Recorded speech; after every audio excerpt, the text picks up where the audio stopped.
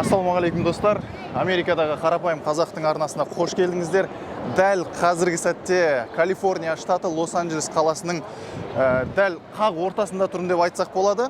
Өздеріңіз куә болып тұрғандай, осыдан бір апта бұрын Миннесота штатында болған оқиғаға байланысты Флойд Джорджтың өліміне қатысты жаппай халық өзінің наразылықтарын білдіріп, осындай 30-ға жуық штатта халық жаппай көтеріліске шығып кетті. Соның қазір мән-жайын анықтап, өздеріңізге тікелей осылай экран арқылы беріп, өздеріңізбен, өз көздеріңізбен көрсеңіздер деп едім. Ендеше кеттік, бірге көрейік.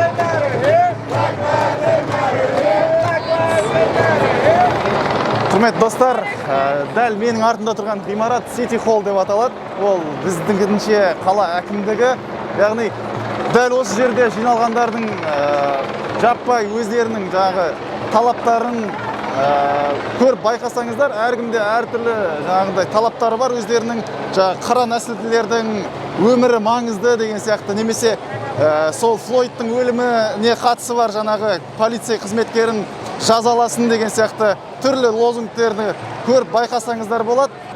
Сөздің тікелей мағынасында жайғасып, осы қала әкімшілігінің алдында жатып алған десек те болады. Әртүрлі лозунгілер айтып, сұрақ қойып, демократия дегеніміз не деген сияқты сұрақ қойып оған отырған азаматтар демократия деген осылай деген сияқты өздерінің жауаптарын қайтарып ұрандатуда.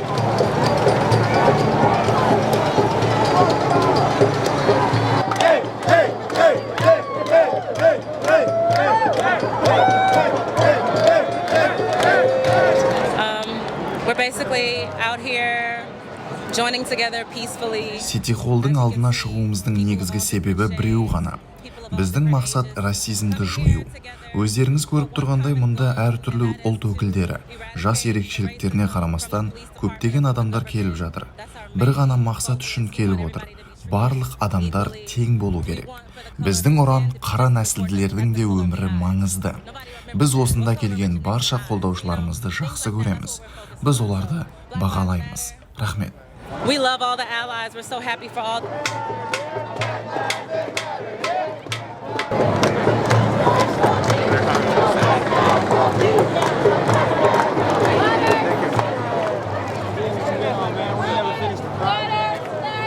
Достар, ереуілшілерді қолдап, өздерінің осы болып жатқан оқиғаға өздерінің жанашырлықтарын білдіріп келіп, өздерінің қолдауларын көрсетіп, осында тегін су таратып жатқан қаншама қайырымды жандар да бар. Түрлі ұлт өкілдері тек қана бұл жерде қара нәсілділер емес, ақтар болсын, латын америкалықтар болсын, барлығы жұмыла жұдырық болып бір-біріне қолдау көрсетуде. Енді дәл өздеріңіз көріп тұрғандай, бұл жерде ешқандай да өзге де әлем бойынша көрсетіп жатқан ереуілдер, төңкерістер, вандализм дейма, мародерлық іс-әрекеттерді бұл жерден көріп тұрған жоқсыздар. Өздеріңіз байқағандай, бұл митингі бейбіт түрде өтіп жатыр. Ал бірақ қазір күн бата, екінші топ, олар кімдер екені белгісіз, бірақ осы күн батқаннан кейін қаланы төңкеріп, бұзақылықтар жасап, түрлі мародерлық іс-әрекеттерге бой алдырып жатыр.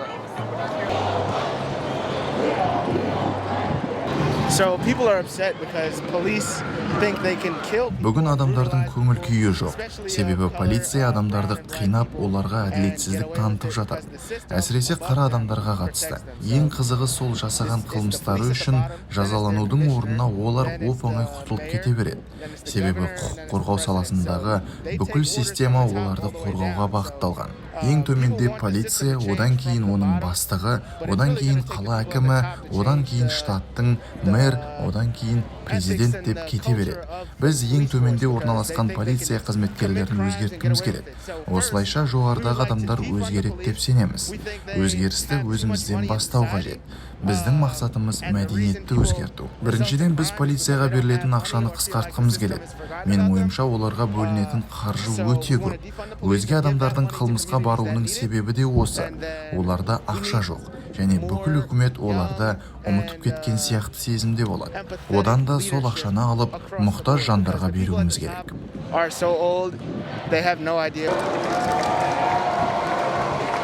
Жалпы бұндай ереуіл бірінші рет қана болып жатқан жоқ. Бұл Американың тарихында, егерде тарихқа үңілетін болсақ, түрлі оқиғалар орын алған. Енді бұл өте сондай нәзік тақырып болғандықтан ұлтаралық қақтығысқа ұласып кетуі мүмкін. Осындай түрлі себептердің кесірінен бірден болмаса да бірте-бірте осыған қарай сол нәрседен арылуға бұлар қаншама жылдар, қаншама ондаған жылдар соған осы бет алып келе жатыр. Осыдан бірнеше жыл бұрын полиция өкілдері бір жас баланы атып тастаған еді. Оны өлтірудің бір ғана себебі болды. Ол қара нәсілді бала еді. Сондағы кінәсі керек емес жерге тоқтаған екен. Қасындағы қызы соның барлығын көрген екен. Және содан бері 5 жыл өтті. Және түк те өзгерген жоқ. Мұндай ұлтаралық теңсіздік бұрыннан бері жалғасып келеді. Және бүгін біз сол теңсіздіктің бар екендігін айту үшін жиналып отырмыз. Карантинге қарамастан, коронавирустың қауіпіне қарамастан.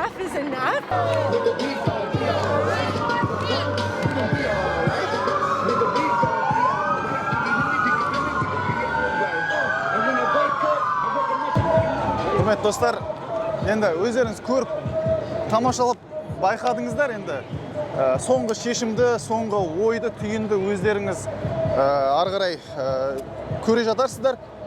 Бұл жайында түрлі болжам жасауға болады. Бұл саяси тапсырыста болуы мүмкін.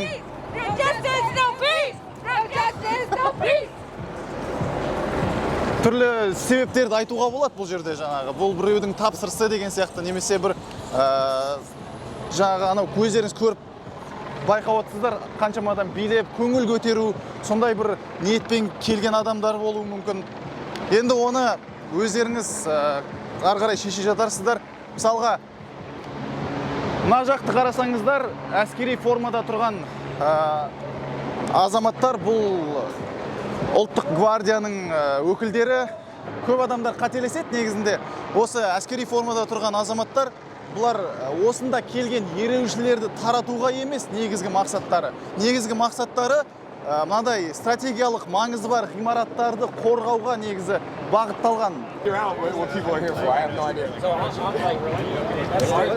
Өздеріңіз көріп тұрсыздар ғой, мысалға бұл әскери адамдар кәдімгі қарапайым халықтың ортасына шыққан адамдар. Мысалға мына тұрған жігіт өзінің жаңағы жерлесін бір қаладан, бір ауылдан тұратын десек те болады. Өзінің жерлесін осы жерден кезіктіріп, өздерінің сол ортақ әңгімелерін әңгімелесіп, сұхбат құрып тұр мысалға. Бұлар да кәдімгі қарапайым халықтың адамдары.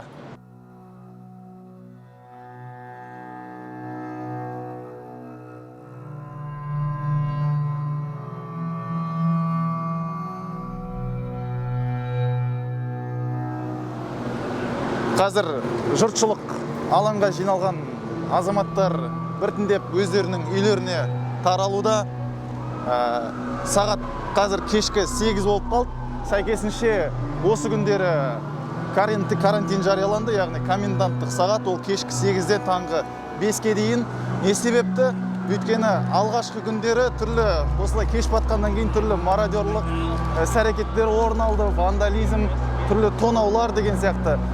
Және де сол мақсатта осы әскери адамдар, байқасаңыздар, өздері сондай емін-еркін халықпен байланысқа түсе салады әңгімелескен кезде. Бұлар бір жағынан стратегиялық маңызы бар ғимараттарды қорғап, бір жағынан халықтың тыныштығын да сақтап, осылардың қауіпсіздігін қамтамасыз етеді.